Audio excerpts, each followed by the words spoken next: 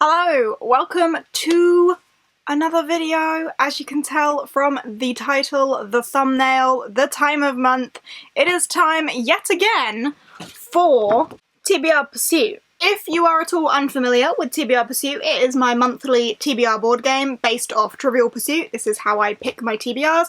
I have a pie, I have some question cards, each colour correlates to a genre, and we will go around and pull question cards for said genres and fill a pie up with my TBR.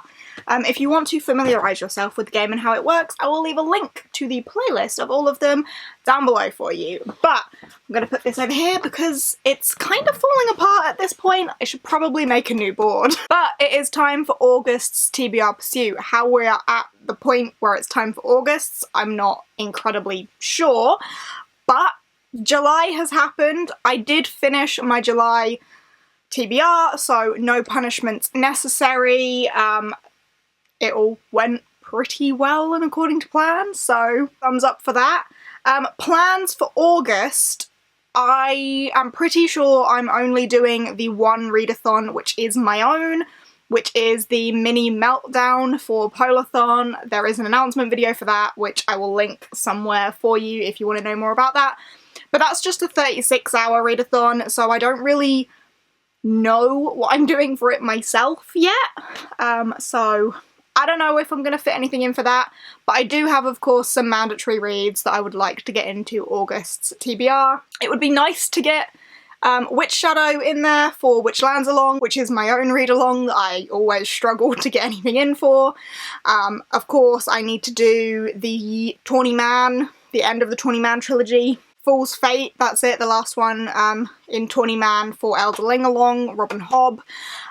So need to get Fool's Fate in there, and the middle grade monthly book, which is Shark Caller. So I've got some mandatory reads that I want to squidge in there, fingers crossed.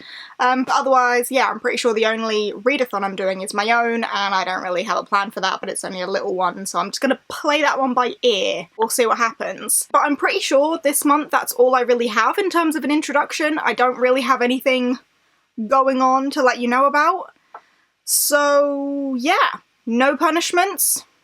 Let's see if I can get my mandatory reads in there. Let's kick it off with roll number one. Roll number one. Punishment. I don't have any of them. 5. 1, 2, 3, 4, 5. I want to go for the middle grade monthly one just to get it in there. 1, 2, 3, 4, 5. 1, 2, 3, 4, 5. Kicking it off with a middle grade. Let's hope the prompt card is nice to me.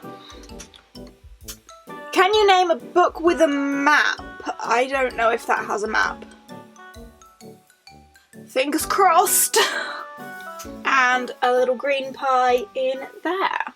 Right, roll number one, went for a green and got can you name a book with a map? And I really didn't think this was gonna work, because I didn't think this had a map. But it does! I didn't think it was going to have one. I was fully anticipating that not being there. But there is a map in the middle. No, in the beginning of this one. So I can fit Shark Caller on there immediately, which is the August middle grade monthly book. This is by Zilla Bethel, and I don't even know what this is about. It was just pushed for middle grade monthly, and here we are. Bluewing is desperate to become a shark caller, but instead she must befriend infuriating newcomer Maple, who arrives unexpectedly on Bluewing's island.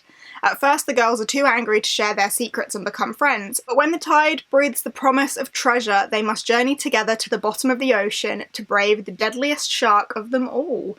Ooh, I like the sound of this. I thought I would, just because sharks, oceans, islands, seems like something I'm going to enjoy. Adventure, middle grade, I'm looking forward to this one. So yeah, if you wanted to join in on middle grade monthly for the month of August, this is the book. And I think me and Gavin might be doing a reading race for this one as well, like we did for the July book. So keep your eyes peeled for that. But yeah, Shark Caller, straight away in there, liking how this is going. Roll number 2. 4. 1, 2, 3, 4. 1, 2, 3, 4. Adult fantasy or adult fantasy. So 1, 2, 3, 4. Purple adult fantasy. Fingers crossed. Can you name a sequel you need to read? That works very well. Perfect. And purple adult fantasy in there. Roll number 2 went for a purple adult fantasy and got can you name a sequel that you need to read, and this is absolutely perfect. I'm gonna go for Witch Shadow. I know some people might say it's YA, but I purchased it from the adult section of the bookstore, so we're going with adult. This is the 4th book in the Witchland series. This is Azielt's book. I'm very excited about this. This is the most recent release. It's my favourite character's book. I'm very, very excited. It is the 4th book, but it's the 5th book we're reading for Witchlands Along, because we have counted Sight Witch as a book on its own, because you definitely need to have read that before you've even read Blood Witch to get to this one. So, book 4, but kind of book 5. But yeah, I need to read this for my own read-along, and I normally struggle to fit these into TBR Pursuit, so I'm getting it in there whilst I can. Here we are. Yeah, this one follows Azielt, but the series as a whole, obviously I can't tell you what's going on in this one because we're away in now, but the series as a whole follows these 2 witches, Sapphi and Azielt. Sapphi is a truth witch, Azielt is a thread witch. Sapphi is a heretic, which means that her witchery is not declared. She is secretly a truth witch, because a truth witch is a really powerful thing to be in a nation on the edge of war because the 20-year truce has broken. Sapphi finds herself wrapped up in a bigger political plot than she knew about, and then we follow lots of different perspectives across the Witchlands from their different political points and how it all ties together. And there's a bigger plot as well going on with lore and legend and so on. I'm really excited to get to this just to get some answers, because where we are at the minute, there's a lot that we don't know, and this should give us some answers. So whilst I can get to a sequel, I'm gonna throw this one on there. Roll number 3. Oh. 3. 1, 2, 3. Adult fantasy. 1, 2, 3. Sci-fi. There is another adult fantasy I want to get in there, but if I could get a sci-fi comic, that'd be really good. I'm gonna go for sci-fi. 1, 2, 3. And hopefully I can get a comic in here. Sci-fi. Can you name a book set on Earth? I don't know. And a yellow pie in there. Roll number 3 went for a sci-fi to try and get a sci-fi comic on there. And then we have, can you name a book set on Earth? And yes, I can. Low Volume 2. It is technically set under the ocean, so it's still on Earth. The sun has expanded and the radiation from the sun would kill people on the surface, so humanity is now living below the water, but they are running out of oxygen down there. And this follows our main character, whose children have all gone in different directions. I don't want to spoil anything from the first volume, but she is a woman with a purpose, and for me it was really nice to follow an older character. She's a mother, she wants to do what's right by her family and her children, but she also needs purpose and needs a drive. It got quite brutal, it's kind of graphic, I really like it. It's really fascinating, the art is beautiful, and like all of the underwater art is gorgeous. I don't want to show you anything, that this is all really quite violent in this one. Come on, give me some pretty underwater scenes. It's probably as pretty an underwater scene as you're gonna get, which is pretty much the same as the back.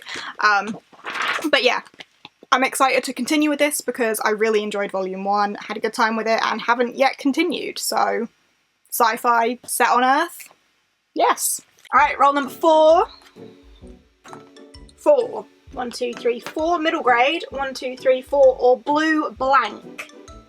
Let's go for a blue blank. Yeah. 1, 2, 3, 4. Fingers crossed.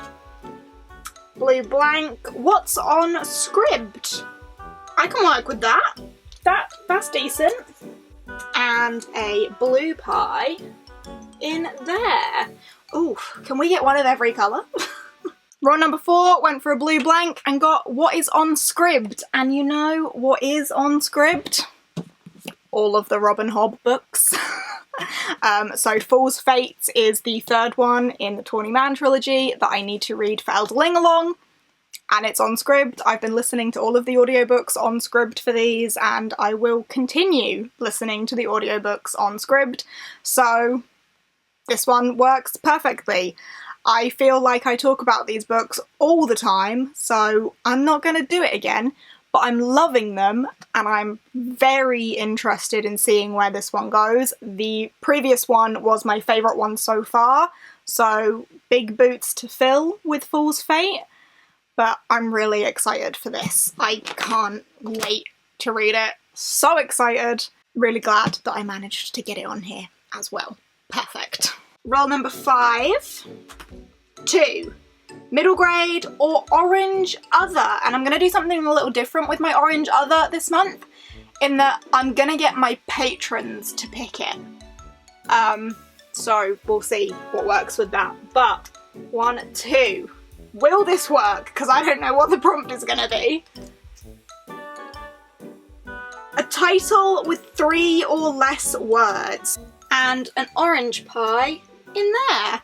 Roll number 5 went for an orange, and this time with oranges I decided to let my patrons pick and be my orange selector. And their prompt is, can you find a title with 3 or less words? So what I did for my patrons is I was on some live sprints with them, and I gave them their prompt, and they all commented some recommendations, and I picked like the 6 most frequently commented ones, put them into a poll on Patreon, and they've all picked from that poll.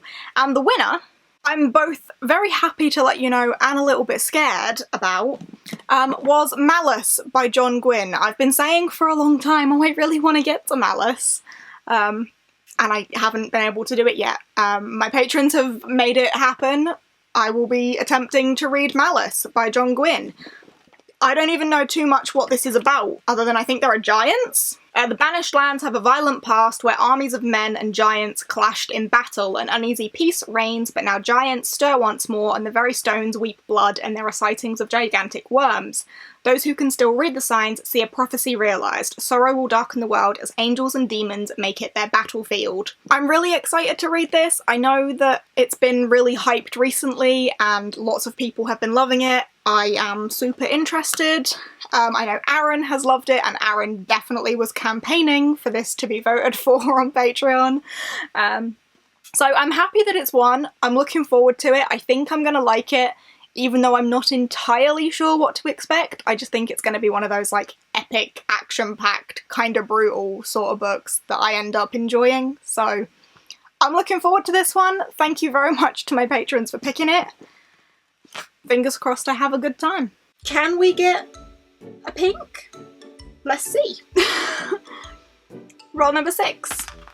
2. Blue blank or sci-fi. Okay, not meant to be, but we'll go for another blue blank, I think, and fingers crossed. Can you name a book from your previous book haul? That was my birthday book haul, so yeah, I probably can. And a blue pie in there. Perfect! And finally, roll number 6 went for another blue blank and got can you name a book from the previous haul, and my previous haul was my massive birthday haul. So the options were pretty open there because I was spoiled for my birthday. However, the one I've picked is both strategic and because it's something that I've just been really wanting to pick up. And the one that I have picked is Kiki's Delivery Service by Iko Kodono. This is an adorable little book. It's so cute. Look at it. Just look at it. It's adorable. And this was gifted to me by Sasha for my birthday. I have the little gift note in there. And Kiki's Delivery Service is one of my favourite Studio Ghibli films, and Studio Ghibli for me has always been very much a comfort thing, and earlier in this month I had a 3-day migraine which made me feel really sick, and I had a pretty rough time of things for a few days with that, and that made me want to read this, because back when I used to get migraines all the time and was really sick with them, when I was just suffering with the nausea, I would watch Studio Ghibli films in bed and vomit, which is weird, but the nostalgia, right? The nostalgia has just made me want to pick this up really soon. So, strategic because it's little, it should be quite quick to read, it's not very long, and the text is pretty big, and I'm pretty sure, yeah, there are illustrations and stuff as well. So,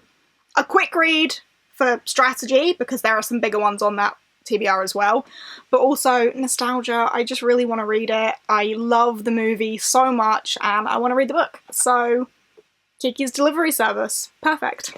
And there we have it. There is my August TBR. Nothing here for Polathon, so I will read something separate for that entirely. But I'm looking forward to this TBR. I'm excited about this. I think I'm going to have a good time. I hope I'm going to have a good time. I'm going to put them down though, because they're really heavy. But yeah, there we go. There we have it. That is August's TBR. I hope you have enjoyed. If you have, give us a thumbs up. Chat to me down below. If you just want to let me know you were here and you don't necessarily have a comment to leave, then just drop a little dice emoji, as always, just to let me know that you were here if you fancy it. But yeah, I hope you have enjoyed. I hope you have a good reading month ahead of you, and I will see you in the next one. Bye!